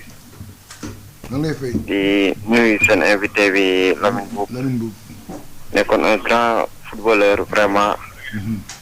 mënoon door ko franc. maa ngi lay nuyu tur bi naka la. waaw non tur bi Lamine dama koy leb quoi mais benn jour waxtaan nañ ci groupe dooleel Zia bi. macha allah dina invité foofu. wax nga dëgg wax nga dëgg. waaw ñu ngi lay nuyu bu baax. jërëjëf jërëjëf. waaw booy wax ñëw rek. ci affaire syndicat footballeur yi. waaw man loolu dama ci ànd parce que monde bi. waaw dëkk boo dem rek loolu am na fa daal. wallaahi. kon loolu dañ koy encourager rek. di leen ñaax ngeen gën a xeex rek pour footballeur yi. di gën a am seen i droit. macha allah macha allah. waaw ma am dugg léegi nag ci affaire équipe nationale. waaw. di wax ni match contre Zambie bi. bon man deuxième mi-temps bi laa seetaan mais vraiment. des na daal des na de. parce que baar bi moom Sénégalais yi coupe rek la ñuy laaj fi mu toll nii daal. dëgg la gis naa ne équipe bi am na joueur yoo xam ni. pour man seen place de titulaire. war nañ ko xoolaat. waaw surtout nag ci milieu de terrain bi. waaw nekk Paris Saint-Germain rek warul tax ñu ni. nga am na benn joueur boo xam dañ ko sous-estimé en équipe nationale Pape Alioune Ndiaye. mais pourtant CAN bi nekkoon ci meilleur Sénégalais yi la bokkoon. joueur la boo xam ne dana ñafe am na technique. milieu bi daal vraiment concurrence bi war nañ koo gën a soqaliwaat daal. parce que fi mu toll nii moom équipe bi coupe rek la ñuy laaj. xëy na ay Soufiane Diop yooyu bu leen mënoon am. ku mel ni Boubacar Camara Soumaré ñu ñëw accompagner ku mel ni Nampalys Mendy dina tax milieu de terrain bi gën a am doole mais attaque bi moom ak Boulaye Dia Sadio Mané ak Ismaïla Sarr foofu moom baax na. problème mu Sénégal daal fi mu toll nii moom ci milieu de terrain bi la. waaw ma am fren nag fu may jeexale mooy ci problème ak stade bi. gis nañ maître Augustin Senghor vraiment effort yi mu def yëkkati 400 millions loolu yaakaar naa mi ngi door a am ci fédération parce que ñu bari ñu ngi critiquer fédération bi ci affaire stade yi mais loolu du rôle fédération gis nga Italie fii nii ñaari équipe ñoo fi am seen stade bopp. muy Juventus de Turin ak Udine. yeneen stade yi fi nekk yëpp ay stade communal la. commune yi ñoo leen moom wala état bi. kon état bi moo war a defaree stade kon stade Léopold Senghor ñu ngi ñaan ñu réfectionné ko parce que coupe du monde bii ñuy jëm nii suñu demee ci deuxième tour yi. du stade Lat Dior Bèye public bi day ndaw foofu. équipe nationale dafa soxla public 60,000 spectateurs nekk ci stade bi. boo xoolee bi ni mujj a dóor Cameroun bi fi Amara nekkee. ñu koy dóor 1-0 apport public bi la. kon am na match yoo xam bu ñu ci demee wala am double confrontation ku mel ni Algérie wala Cameroun dana soxla stade bu mel ni Léopold Senghor stade bu mag terrain bu yaatu. waaw maa ngi jégalu nag yàgg naa ci ligne bi maa ngi leen di nuyu bu baax a baax jërë ngeen jëf. ñu jël keneen ci ligne bi allo sëñ bi. bonjour El Hadj Malick. waaw ñu ngi leen di déglu noo tudd ak fan ngay wootee. ah. nan nga noo tudd ak fan ngay wootee. Omar Ndoye. allez ñu ngi déglu waaw. maa ngi wootee Pikine Ndoye. c'est-à-dire man je parle ci affaire groupe Eltroten. ci stade bi keroog waaw. waaw stade bi keroog. waaw la fa xew kenn waxu ko gis nga le groupe là. ñun ñoo ko jox prestataire bi nga xam ne moo gagné marché bi Sénégal. parce que ñu ngi bind ne groupe bi dafa dem Daaka ñu bricolé non non groupe bi c'était le numéro 1 Daaka. waaw bu ñu koy ba foofu ñoom bañ na ba seen central lañ ko teg parce que groupe bi. bi ñu ñëwee di ko jël boobu temps am naa ay Ivoiriens yi bu ko war a jaay ñëw nañ ñu seen xaas mais wax naa ak waa Daaka ba pare. yaa ngi dégg bi ñuy demee ñoom chargé nañ ko à 100% ñoom dañu am satisfaction 200%. ci groupe bi waa Saint-Louis loolu moo tax mu dem Dakar dafa pare Dakar moo tax ñu opté ko mu ñëw ci Saint-Louis xam nga groupe bu dem Dakar di tourner bu amee coupure yi daf koy central muy tourner 7 heures de temps bu ñu nee groupe boobu normal dañuy wax leen neex groupe bi dafa amul gasoil. gasoil la amul keroog. gasoil la amul. c'est pas possible. parce que 200 litres bi ñu ci def mooy réserve groupe bi amaale match. xanaa vérifié wuñ ko. waaw 200 litres bi ñu dugal foofu. mooy réserve groupe bi la kii opérateur bi wax na ba tàyyi ñu ne dinañ indi gasoil dañu indi gasoil xam nga groupe bi secouré 7 heures temps 8 heures temps Dakar. kon ñu comprendre. kooku mu mënul 90 minutes même pas muy am ay problème. gasoil la panne. te ñoom ñëpp xam nañu loolu.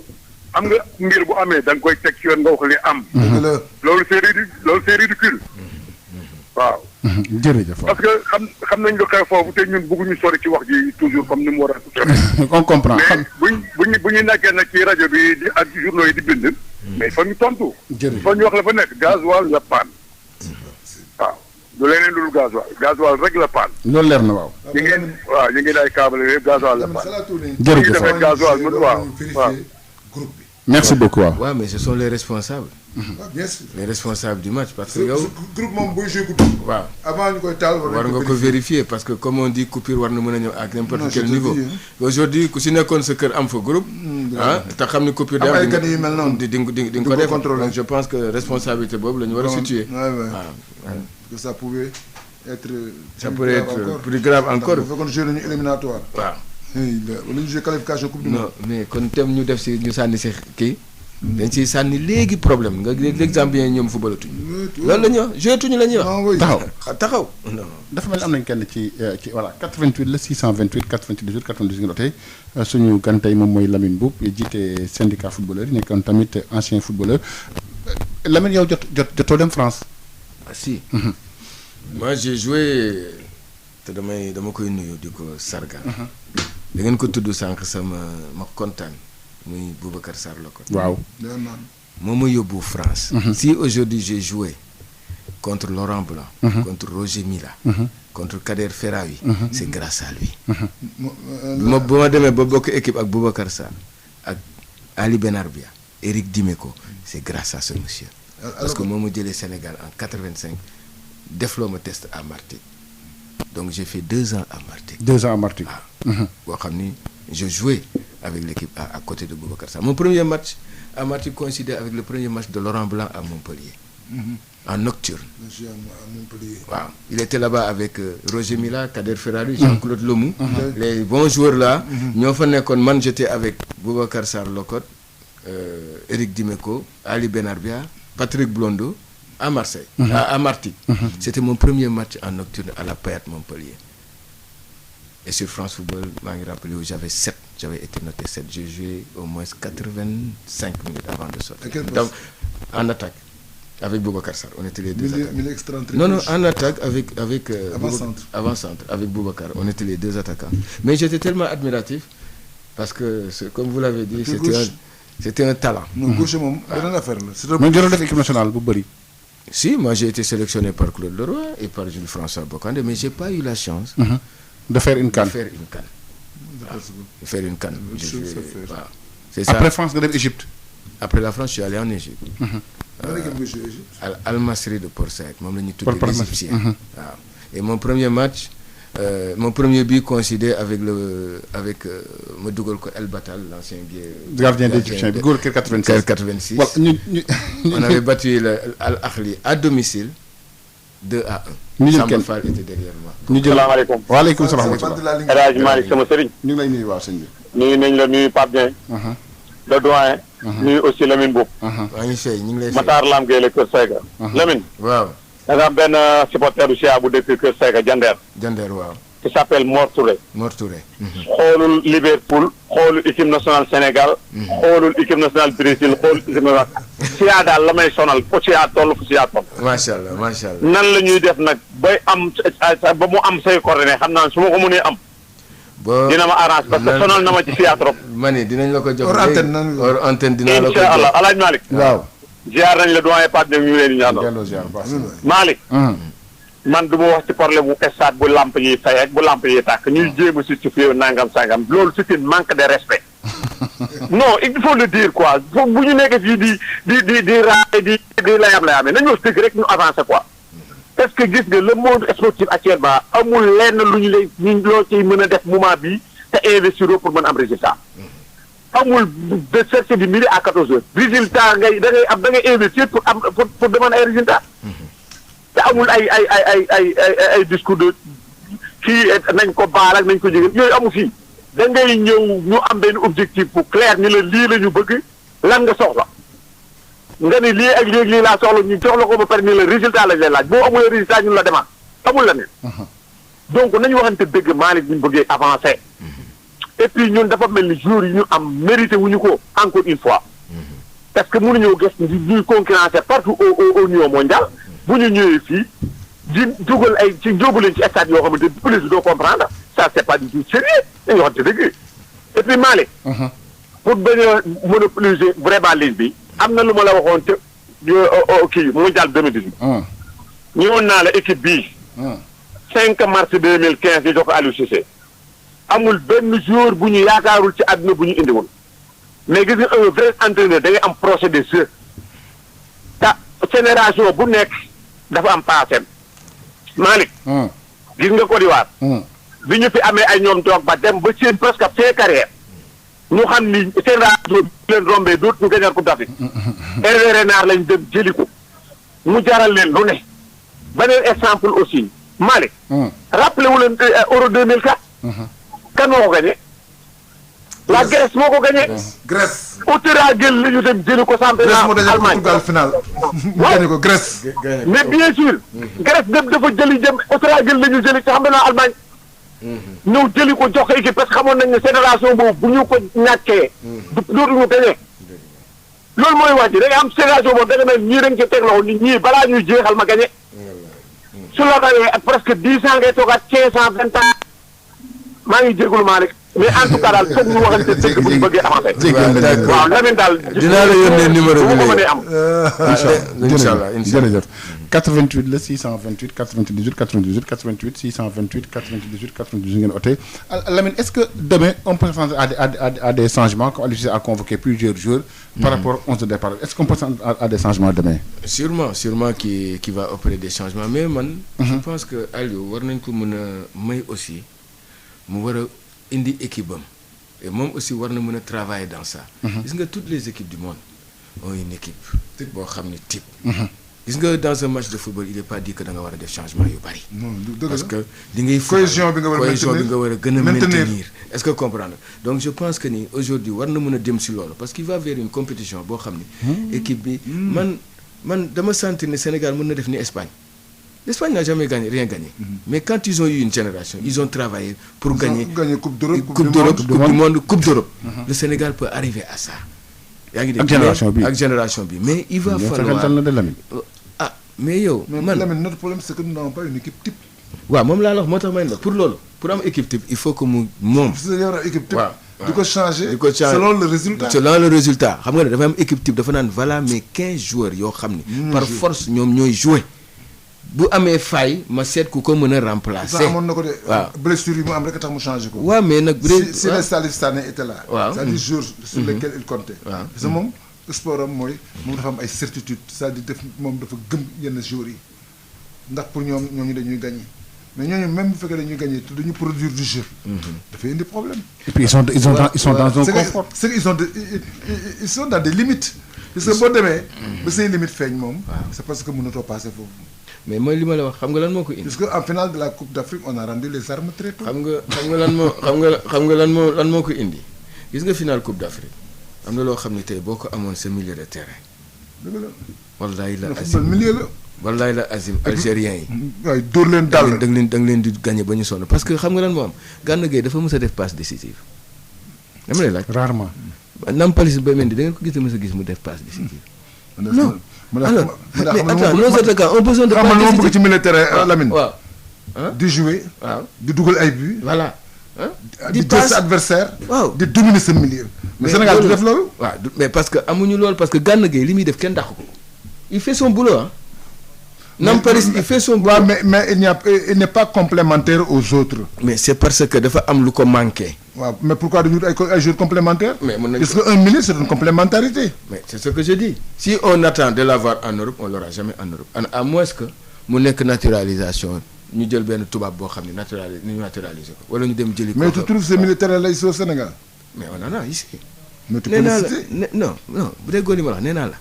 au Sénégal. au Sénégal am nañu ay milieux yoo xam ne. ma ne da nga koy ils peuvent jouer au même niveau ils peuvent jouer en équipe nationale. parce que wax nañ ko fi sànq nan la Pape Matar Sarr mu nee football ñaata 2 semaines en Europe nekk fa titulaire ñu jël ko équipe nationale 2 semaines la def Europe. fii la ko jëlee. fu mu ko jëlee du fii. ok am na ñoo xam ne tey bu ñu demoon léegi football yi un match à Saint-Étienne ñu indi leen. est-ce que tubaab bi moo ko defar. dëgg mais nag kon nag dañ ko nit ki da ngay wóor. te même attention Lamine. même bu ñu jugee Saint-Étienne ñu indi ko rien ne dit qu'il va donner satisfaction. parce qu'on n'a pas été satisfait de tous les binationaux quelques-uns rek lañ ci am mais comme tu dis. am na ay joueurs yoo xam ne ñu ngi fii Sénégal qui sont capables de jouer en équipe nationale. mais il faut essayer bu loo essayer wul mënoo doo ko xam. da ngay essayer. c'est vrai il faut pas dire que ñeen ñoo nekk Europe ñoo am niveau. non on est en Afrique te xam nga lan moo ma gën a metti da ngay dem tase ku mel ni Zambie en Coupe d'Afrique ay joueurs locaux la am ñii ay Afrique du Sud la ñuy jouer. ñii ay kii Coupe d'Afrique bi mu gagné mënoo ko gagné. yow ay professionnels yi ngay génn mënoo ko gagné. wala nga dem tase Gambie mu indi la ay joueurs locaux mënoo leen gagné. ba pare naan ay professionnels bu dajee Gambie am problème de. Sénégal bu dajee Gambie am problème de. nañu wax kon. attention. nañu wax mais boo xoolee équipe Zambie bu 2015 bi. waaw ay locaux la ñu. ñëpp ay locaux la ñu. ils ont joué la coupe. te ñoo ko jël Ligue des champions la ñu joué. waaw ak Mamelodi Sundowns gagné ñëw. ak TP. ak TP du moins ñëw gagné Coupe d'Afrique ils ont joué la finale contre la Côte d'Ivoire def 0-0 xaw ma 1-1 dem série. gagné ko. une équipe très jeune très courageuse. nga dem Tunisie Espérance. ay jouram da nga leen di jël. même Égypte. Al Ahly ay jouram da ngeen jël par force. ak waa Zamalek da ngay jël ay seen joueur par force. ñooñu ñooy joué. parce que ñoom ñooy defar football foofu. parce que aujourd'hui le football local. mais ci la ñu gagné 8 bu ñu taxawee. waaw ci la ñu gagné 8 Coupe d'Afrique. football local bu taxawee tey football international la 3 fois d'affilée. kenn mësu gis loolu. mais nag 2006 2008 2010 ñëpp. Malick bu ma la waxee dara xam nga sànq yaa ñu ngi wax waxu latéraux. xam nga les latéraux égyptiens lan la ñu woon. c'était les numéro 10 bii du Maxalla ak beneen numéro 10 bu Ismaïlia. ñooy joué ay latéraux. looloo taxoon seen football jaar yoon. non mu nga football dañu mën égyptien. bal bi duñ ko sànni. seetaan naa leen 98 Coupe d'Afrique. au Burkina. ñu dem finale ak Afrique du Sud. quelle finale. non mais avec Hassan Ossam. en 15 minutes le match était plié. c'est une grande équipe. loolu la ñu amul am nañ keneen ci ligne bi sëñ bi asalaamaaleykum wa rahmatulah. allo. allo waaw ñu ngi lay jël déglu. oui ça va na ngeen def. sant bu baax.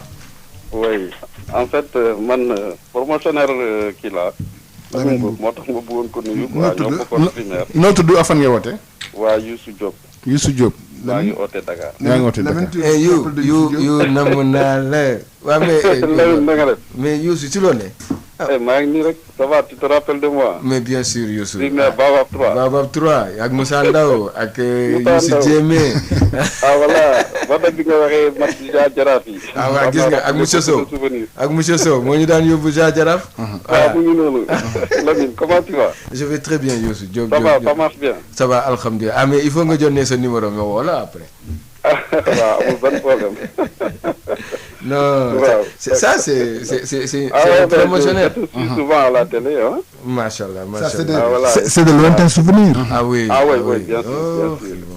Babab j'ai entendu parler de Babab 3 ay regroupement yi ci seen kër ah. effectivement Youssou ñoo daan ànd. ñoo daan ànd. ak Cakas yow yaa tax ba ma nekk Jaman. parce que mon père était dirigeant du Dial Diop. waaye effectivement. équipe bu Dial Diop bu ngand ba ndeysaan. voilà c'est ça. ak ñoom Zoro. ak ñoom Zoro. mais Youssou nan laay def ba am sa numéro. ak Bakken Bauer.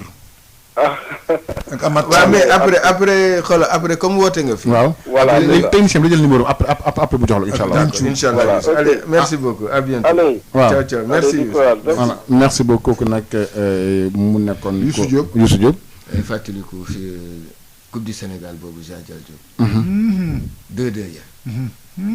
bi Boubacar di dugal ñaari bi. je te dis. neexoon na nocturne ba. ci cinq dernières minutes. 5 dernières minutes. billaahi non. Jal Diop tamit Pape disparaître na léegi. non ñu ngi fi ba léegi de. waaw mais le football ils ont disparu. non Lamine man je veux dire. dama gis tu as raison. équipe yëpp Jaraaf rek ci résiste ak Gorée. xam nga man moo tax booy Gorée lu mu bon demagul fi àggagul fi gars yi àgg. ak Jaraaf waaw mais dina dellusiwaat demagul Ligue 2 day dem Ligue 2 mais day dellusiwaat. mais moom moo jiite dem Ligue 2. waaw moo ko jiite mais moo wàll nit ñi. mais mu ngi résister am nañ keneen ci ligne bi xam naa kii mooy ko mujj allo waaw. allo. ñu ngi leen di déglu sëñ bi. Lamine bonsoir. bonsoir. El Hadj Malick tonton Pape Dieng. El Hadj. maa ngi leen di nuyu ça va Malick. oui na ngeen def. alhamdulilah noo tudd ak fan ngay wootee. waaw dama am retour bu may xaw wax technicien mu wàññil ma. waaw wàññi na ko allez-y waaw. waaw léegi Lamine dama dégg nga wax Pape Matar Sarr. ma dégg benn discours Aliou Cissé bi nga xam ne dama xaw d'accord ak moom. parce que c'est un très jeune joueur. c'est pas Pape Seck du Pape Seck. oui Pape Seck allez grand Pape waaw d'accord. oui mais ban tur la joxe beneen. Pape Seck non beneen mooy moom la. non joxe ma tur joxul tur Pape Seck la moom la Pape Seck benn. de Marseille. Marseille mu ngoog. est-ce que bu ñu yàkkamtee si moom. yàkkamti mooy lan. mënuñu ko griller. lan mooy yàkkamti. non yàkkamti mooy tel que mettre parce que dafa am lu ma gis. t'as vu Cavaminga avec Rennes. dañ ko teel mettre dans le bain. Didier Deschamps def erreur. non Mbappé nag indi ko équipe de France. Mbappé nag. non bokkul Mbappé c'est un cas exceptionnel. mën na ne la man xam na li may wax. mën nga rëcc. mais jeunes yi boo leen teelee brusque noonu. mën na am répercussion bu négative. mais lan mooy brusque. mais doucement xam nga yow tu es un auditeur permanent. Et puis tu es un observateur et un amoureux du football. Parce que dañuy déglu toujours. Mais en football, la valeur n'attend pas le nombre des années. Parce que je te dis que Pelé a été champion du monde à 16 ans et demi, tu me diras que c'est un cas exceptionnel, mais les cas exceptionnels... Laisse-moi terminer s'il te plaît.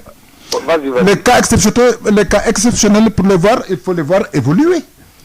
Parce que cas exceptionnel, moi je peux te limer plus de 10 grands footballeurs, ils ont été révélés très jeunes. Platini, il a été révélé très jeune. Sans j'ai parlé de triomphe de la jeunesse. Paul Bonifaci de l'époque de l'équipe de France entre 50 et 60. Le triomphe de la jeunesse, Paul Bonifaci, et il y a d'autres joueurs, plusieurs joueurs qui se sont révélés très jeunes. Puisque nous avons un peu de Dokojelo. Non, ça dit Dokojelo 90 minutes.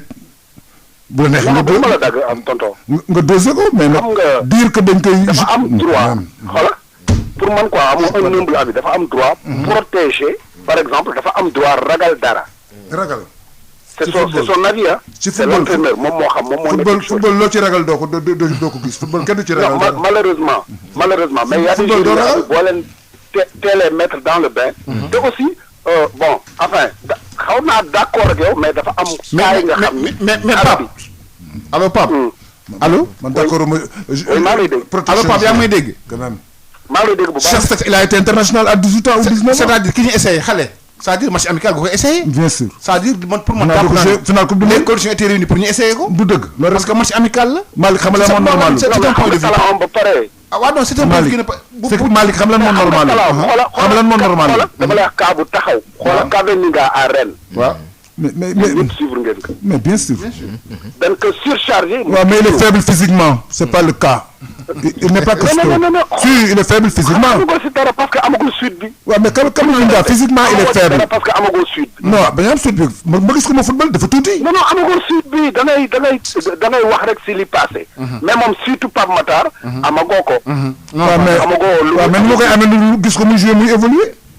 Mais je ne suis pas d'accord avec xam nga lan la koy souhaité ñun. mu génn nekk parce que c'est une perle rare. mais à quel âge. moo la joué.